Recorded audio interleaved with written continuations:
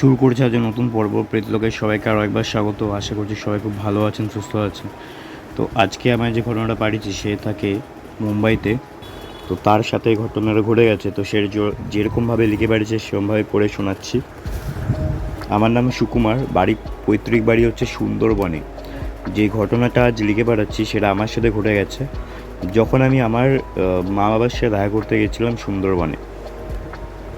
আমার বাড়ির অবস্থা খুব একটা ভালো ছিল না আর্থিক দিক দিয়ে, তো তাই জন্য আমাকে বাধ্য হয়ে মুম্বাই যেতে হয় কাজের জন্যে। কারণ আমাদের গ্রামে একজন ছিল যার ছেলে মুম্বাইতে কাজ করতো, ওখানে থাকতো আর কি। তো সেই লোকটা নিজের বাড়িটা বেশ বড় করেছিল এবং সে বলতো, সবাইকে বলতো যে ছেলে মুম্বাইতে টাকা, মানে মুম্বাইতে কাজ করে, সেখান থেকে টাকা পাঠায়, সেই টাকা দিয়ে আমি আমার বাড়ি বানিয়েছি। হ্যাঁ, ও অনেক বড় কাজ করে, এইসব অনেক কিছু অনেককে বলতো পুরো গ্রামেই। তখন আমিও ঠিক করে নিই যে আমি মুম্বাইতে যাব, টাকা কামাবো এবং আমিও আমাদের বাড়িটাকে এরকম একটা বড় একটা বাড়ি বানাবো। তো আমার কাছে যা টাকা ছিল তার সাথে মা বাবার থেকে কিছু টাকা নিয়ে আমি মুম্বাই চলে আসি কাজের জন্য। প্রথমে কাজ পেতে খুব সমস্যা হয়েছিল, যাই পেতাম তাই করতাম। তারপর একটা কন্ট্রাক্টরের সাথে বন্ধুত্ব করে, মানে ওনার সাথে সবসময় ঘুরতাম, উনি যা বলতো তাই করতাম। এই করতে করতে করতে করতে কাজ শিখলাম। তারপর কিছু বছর এরকম করে কাজ করতে করতে টাকা জমিয়ে নিজের একটা ব্যবসা করলাম। এখন আমার কাছে অনেক টাকা পয়সা রয়েছে। তো যাই হোক, আমি মুম্বাইতে আছি প্রায় 12 বছর হয়ে গেছে। এই 12 বছরে আমি একবারের জন্য বাড়িতে আসার সময় পাইনি। আসার ইচ্ছে ছিল না এরকম নয়, কিন্তু আমি আসার সময় পাইনি। কিন্তু আমি প্রত্যেক মাসে বাবার ব্যাংকে টাকা পাঠাতাম এবং সেই টাকা দিয়েই বাবা বেশ ভালো একটা বড় বাড়ি বানিয়েছিল। তো যাই হোক, 2024-এর জানুয়ারি মাসে আমার ফোনে মায়ের ফোন আসে। সে বলে যে বাড়ি আয় একবার, বাবার শরীর ভীষণ খারাপ। আমি আর দ্বিতীয় কিছু না ভেবে বাড়ি চলে এলাম। মনে মনে ভাবছিলাম যে আমাদের গ্রামটা কেমন হবে, সেটা কি এখনও আগের মতন রয়েছে, নাকি কোনো পরিবর্তন হয়েছে, নাকি পুরোটাই পরিবর্তন হয়ে গেছে। এইসব ভাবতে ভাবতেই আমি মুম্বাই থেকে আমাদের গ্রামে চলে এসেছিলাম। গ্রামে ঢুকে দেখি সব কিছু পরিবর্তন হয়ে গেছে, আগের মতো কিচ্ছু নেই। আমি বাড়ির দিকে হাঁটা দিলাম। আমার পোশাক দেখে লোকজন আমার দিকে এমনভাবে তাকিয়েছিল যেন আমি অন্য কোনো গ্রহ থেকে চলে এসেছি। আমার বাড়ির কাছে গিয়ে বাড়ির দরজায় নক করতে লাগলাম। দেখি কেউ দরজা খুলছে না। অনেক ধাক্কানোর পরেও দরজা খুলছে না। তখন আমি বাড়ির পেছন দিকে যেতে লাগলাম, আর তখনই আমি দেখি দরজাটা নিজের থেকে খুলে গেল। আমি ঘরে ঢুকলাম, দেখি পুরো ঘর ফাঁকা, কোথাও কেউ নেই। আমি মা মা করে হাঁক দিলাম। তখন মা বলছে যে উপরে আয়। আমি দৌড়ে উপরে গেলাম, গিয়ে দেখি বাবা বিছানায় শুয়ে আর মা তার সামনে বসে আছে। তাদের অবস্থা দেখে আমার চোখে জল চলে এলো। মাকে জড়িয়ে ধরে কেঁদে ফেললাম। মাও কাঁদছে। তারপর বললাম, আর কেঁদো না, আর কোনো চিন্তা নেই, আমি এসে গেছি। তারপর বিভিন্ন রকমের কথা হচ্ছিল। রাতের বেলা খাওয়া দাওয়া শেষ করে আমি নিজের ঘরে বসে রয়েছি, মোবাইলের সিনেমা দেখছিলাম। মা বাবা ততক্ষণে ঘুমিয়ে পড়েছে। রাত তখন ওই 11টার মতো বাজে। আমি জল খাওয়ার জন্য রান্নাঘরে গেলাম। দেখি রান্নাঘরের জানলায় একটা হাত, মানে বাইরে থেকে কেউ কাচের জানলায় হাত রেখেছে এরকম মনে হচ্ছে। হাতটা ফুটে উঠলো। তারপর একটা মুখটা বোঝা যাচ্ছিল না, কিন্তু চোখ দুটো বোঝা যাচ্ছিল। আমি ঘাবড়ে গেলাম, ভয়ও পেলাম। আমি নিজের ঘরে তারপর 5 মিনিট পর আবার যখন রান্নাঘরে গেলাম, তখন দেখলাম যে তখনও সেই দুটো হাত আর মুখটা জানলায় রয়েছে। আমি এবার বুঝতে পারছিলাম যে এটা কে এরকম করছে রাত্রেবেলা। যে ঘরে এসে শুয়ে পড়লাম। পরদিন সকালে মাকে সব বললাম। তখন মা বলল যে ওটা কেউ নয়, ওটা একটা ছেলে, কম বয়সে পাগল হয়ে গেছে, রোজ রাতেরবেলা সবার জানলায় এরকম করে গিয়ে উকি মারে। তবে আমি এ নিয়ে বেশি ভাবলাম না। কিছুক্ষণ পরে আমার ফোনে একটা ফোন আসে। আমি তুললাম। ওপার থেকে বলল যে, কিরে কেমন আছিস? আমি সুখেন, চিনতে পারছিস আমায়? আমি কিন্তু তোকে এখনও মনে রেখেছি। অনেকক্ষণ ভাবার পরে মনে পড়ল এবং আমি বললাম, ও হ্যাঁ, বল বল, চিনতে পেরেছি। তারপর সে আমায় বলল যে আমি তোকে কালকে দেখেছি যখন তুই এখানে এসেছিস, অনেক দূরে ছিলিস তাই আর ডাকিনি। তো যাই হোক শোন, বলছি যে আজ আমাদের বাড়িতে একটা অনুষ্ঠান আছে, আমার মেয়ের জন্মদিন, তুই চলে আসিস কিন্তু সন্ধ্যাবেলায়। তারপর আমি বললাম, আচ্ছা ঠিক আছে, যাব। তারপর আমি মাকে বললাম যে এরকম একটা বন্ধু, মেয়ের জন্মদিন, সে আমায় তার বাড়ি যেতে বলছে। মা বললো, আচ্ছা ঠিক আছে যা, কিন্তু তাড়াতাড়ি চলে আসিস, রাত হওয়ার আগে, বেশি রাত করিস না। তারপর আমি সন্ধেবেলায় বেরিয়ে পড়লাম বাবার স্কুটি নিয়ে। ওখানে গিয়ে সবার সাথে দেখা হয়ে বেশ ভালো লাগছিল। সব বন্ধুরা ওখানে ছিল, অনেক দিন পর সবার সাথে দেখা হলো। গল্প করে খাওয়া দাওয়া করতে করতে রাত হয়ে গেল অনেক। যার মেয়ের জন্মদিন তাকে বললাম যে ভাই এবার আমি যাই, অনেক রাত হয়েছে, 2টো বাজে, এবার না গেলে মা আমার চিন্তা করবে এবং তাদের শরীরটাও খারাপ। তখন সেই বন্ধুরা বলে যে এত রাতে যাস না, যে রাস্তা দিয়ে তুই যাবি মানে তোর যাওয়ার পথে একটা ব্রিজ পড়বে, সে ব্রিজের ওপর দিয়ে এত রাতে যাওয়াটা ঠিক হবে না। আমি বললাম কেন, কি হবে, কি বলছিস?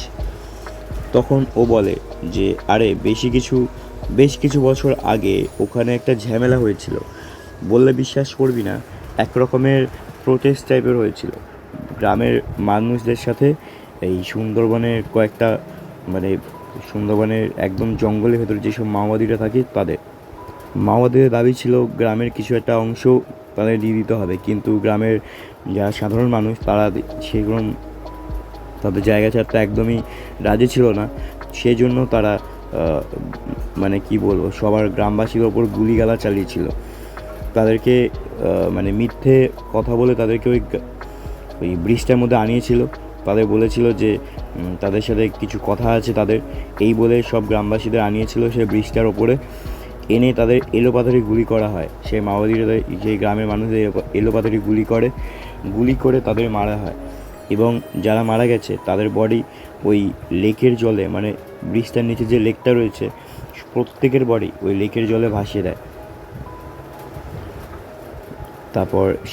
তারপর থেকেই সেই ব্রিজের নিচে মানে অনেকে দেখেছে যে মৃতদেহগুলো ভাসতে, এবং সবাই বলে যারা নাকি রাতের বেলায় ওই ব্রিজের ওপর দিয়ে যায় তাদের নাকি মৃতদেহগুলো আত্মা দেখা দেয়। আর লেকের জলে যারা উঁকি মেরে দেখতে যায় তাদের নাকি কেউ পেছন থেকে ধাক্কা মেরে ফেলে দেয়। আমি বললাম দূর, এসব আবল তাবল বকিস না, আমাকে বাড়ি যেতেই হবে, মা বাবার শরীর খারাপ, আর না গেলে চিন্তা করবে। তারপর বন্ধুরা অনেকবার বারণ করছিল কিন্তু আমি শুনলাম না। আমি আমার স্কুটি নিয়ে বেরিয়ে পড়লাম বাড়ি যাওয়ার উদ্দেশ্যে। ব্রিজটা ছিল বিশাল বড়। আমি যখন ব্রিজে উঠলাম তখন আমার মনে হচ্ছিল, মানে কিছুটা দূর চলার পরেই মনে হচ্ছিল যে বাইকটা আমার ভারী হয়ে গেছে, মানে স্কুটিটা আমার ভারী হয়ে গেছে, মনে হচ্ছে পেছনে কেউ বসে রয়েছে, মানে গাড়িটার গতিও কমে গেছে। তো আমি পেছনে ঘুরে একবার তাকালাম, দেখি কোথাও কিছু নেই। তারপর যেই সামনে তাকালাম তখন আমি দেখি আমার সামনে একেবারে একটা বাচ্চা মেয়ে দাঁড়িয়ে আছে। আমি তাকে বাঁচানোর জন্যে বাইকটা এমন করলাম, মানে ব্রেক মারলাম যে বাইকটা স্কিড খেয়ে গেল এবং আমি পড়ে গেলাম বাইক থেকে। আমি উঠে বললাম যে তুমি কে, এরকম করে মাঝখানে দাঁড়িয়েছো কেন? তখন দেখলাম যে সে কাঁদছে, তার চোখে জল। হ্যাঁ, একটা বাচ্চা মেয়ে একটা ছোট্ট ড্রেস পরে রয়েছে এবং চুলগুলো সামনের দিকে ঝুলছে, এবং সে বলছে আমার মাকে বাঁচিয়ে দাও না, আমার মাকে বাঁচিয়ে দাও না। আমি বললাম কোথায় তোমার মা, কী হয়েছে তার? তারপর সে আমাকে আমার হাতটা ধরে তার মায়ের কাছে নিয়ে গেল। দেখলাম ব্রিজের একটা ধারে তার মা শুয়ে রয়েছে। আর বাচ্চাটা যখন আমার হাত ধরেছিল মনে হচ্ছিল কোনো বরফ আমার হাতে রয়েছে, মানে তার হাত এতটাই ঠান্ডা ছিল যে সেটা বলবার নয়। আমি সেই মহিলাটার সামনে গিয়ে দেখলাম সেই মহিলাটা শুয়ে রয়েছে, তার সারা শরীর একদম সাদা ধবধবে হয়ে রয়েছে, মানে একটা পোর্শনও সাধারণ কিছু মনে হচ্ছিল না। আমি পেছনে ঘুরলাম বাচ্চাটাকে বললাম যে কি হয়েছে তোমার মায়ের, একদম শরীর সাদা হয়ে গেছে কেন? তখন দেখলাম সে বাচ্চাটা আমার দিকে তাকিয়ে আস্তে আস্তে তার মুখের ভঙ্গিমা চেঞ্জ হয়ে গেল। তার মুখটা এতক্ষণ কাঁদো ছিল, কিন্তু এবার সে কাঁদো ছিল, কিন্তু এবার সে হাসছে। সে বলছে যে সাদা হবে না তো কী হবে, আমার মা তো আর বেঁচে নেই, সে তো মারা গেছে কবেই, সে তো অনেক বছর আগে মারা গেছে। আমি দেখলাম তার মুখটা সাধারণ থেকে আস্তে আস্তে সাদা ধবধবে হয়ে যাচ্ছে। আমি বললাম মারা গেছে মানে তুমি কী সব বলছো এসব?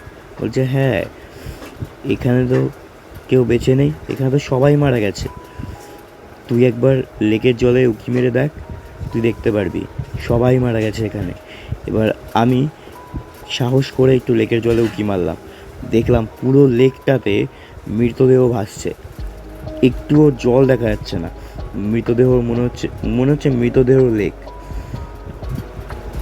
তারপর আমি ওই দৃশ্য দেখে ছিটকে দৌড়ে মানে পেছনে সরে গেলাম, আমি পড়ে গেলাম। তারপর দেখি সে মহিলাটা উঠে দাঁড়ালো, সে বাচ্চা মেয়েটার পাশে, দুজনে মিলে আমার দিকে উঠে আসছে। আমি কী করবো বুঝতে পারছিলাম না, কারণ বাইকটা আমার থেকে অনেকটাই দূরে। আমি কোনো রকমে উঠলাম, উঠে দৌড় দিলাম, মানে আমি পেছনে ঘুরে তাকাইনি, এক দৌড়ে বাড়িতে চলে এলাম। বাড়িতে যখন আসছিলাম, বাড়ির কাছে যখন এসেছিলাম, দেখলাম দূর থেকে আমি দেখতে পাচ্ছি যে সেই পাগলটা আমাদের জানলায় উঁকি মারছে। আমি এই সব সময় আমার মাথায় মানে গরম হয়ে গেছিলো। একে তো এইসব হলো, তারপর এইসব দেখে আমার মাথা আরও গরম হয়ে গেছে। আমি সেই পাগলটার কাছে গেলাম, গিয়ে তাকে ধরলাম, তার কলা ধরে বলছে, এই পাগল তুই কী করছিস, রোজ রাতে বেলা এরকম কেন করিস, বাড়িতে মা বাবা থাকে, তারা তো ডিস্টার্ব হয়। তখন সেই মানে লোকটা বলছে, আপনি কি বলছেন এসব, আমি কেন পাগল হব, আপনি পাগল, আপনি মনে হয় পাগল। তখন আমি বললাম, আমার মাথাটা আরও গরম হয়ে গেছে, আমি বললাম কী সব বলছিস, সব ভুলভাল কথা, বেরো এখান থেকে, প্রাণে মায়া থাকবে, নাহলে এখানেই তোকে মেরে দেবো। তখন বলছে, আরে আপনি শান্ত হন, আপনি কী সব বলছেন, আপনি কালকে এসেছিলেন, আমি দেখেছি, কিন্তু আপনি আসার পর থেকে কার সাথে কথা বলছেন, এখানে এখানে তো কেউ থাকে না, লাস্ট 6 বছর ধরে এখানে কেউ থাকে না। এখানে যে দুজন ছিল আপনার বাবা মা, তারা তো ওই মাওবাদীদের সাথে যে দাঙ্গা হয়েছিল সেই দাঙ্গায় মারা গেছে। আপনি তাহলে কার সাথে কথা বলছেন? আপনি যখন কালকে এসেছিলেন তারপর থেকেই গ্রামের কয়েকজন আমাকে বলে যে আপনার ওপরে নজর রাখতে, যে আপনি এখানে একা একা কী করছেন সেটা দেখার জন্য। আমি সেই জন্যেই কালকে রাতে একবার এসেছিলাম এবং আজকে রাতেও একবার এলাম। আপনি সব কী বলছেন, ভেতরে কেউ থাকে না, আপনি ভেতরে কার সাথে কথা বলছেন আমি জানি না, কিন্তু এখানে লাস্ট 6 বছর ধরে কেউ নেই। আপনি যাকে আপনার বাবা মা ভাবছেন সে আপনার আসলেই বাবা মা নয়। এবার তারপরে আমি বললাম, পাগলের মতো কথা বলিস না। তাহলে ঠিক আছে, আমি নয় পাগল, আপনি ভেতরে গিয়ে দেখে নিন। তারপর আমি ওকে ছেড়ে দিলাম, আমি নিজের ঘরে গেলাম।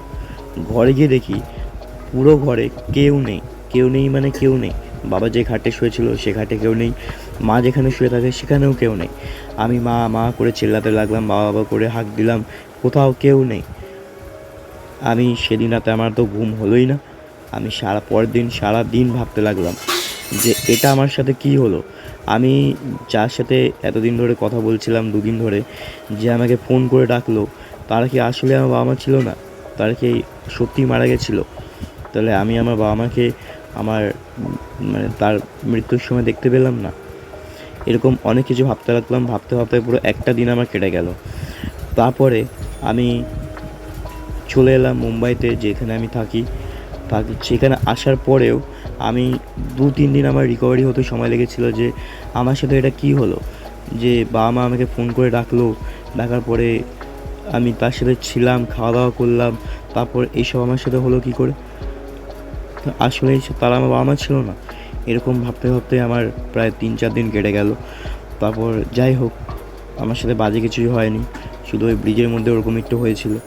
তো এটাই ছিল আজকের ঘটনা। আশা করছি আপনাদের ভালো লাগবে। ভালো লাগলে লাইক, কমেন্ট, শেয়ার এবং সাবস্ক্রাইব করে দিন চ্যানেলটা, এবং আপনার বন্ধুবান্ধব, পরিবার পরিজন সবার সাথে চ্যানেলটা শেয়ার করে দিন গল্পগুলো। আশা করি তাদেরও ভালো লাগবে। এবং আপনার জীবনে যদি ঘটে থাকে এরকম কোনো ঘটনা, মেল করুন pretlok00@gmail.com এই মেলে। ধন্যবাদ, পরে ভিডিও দেখা হচ্ছে।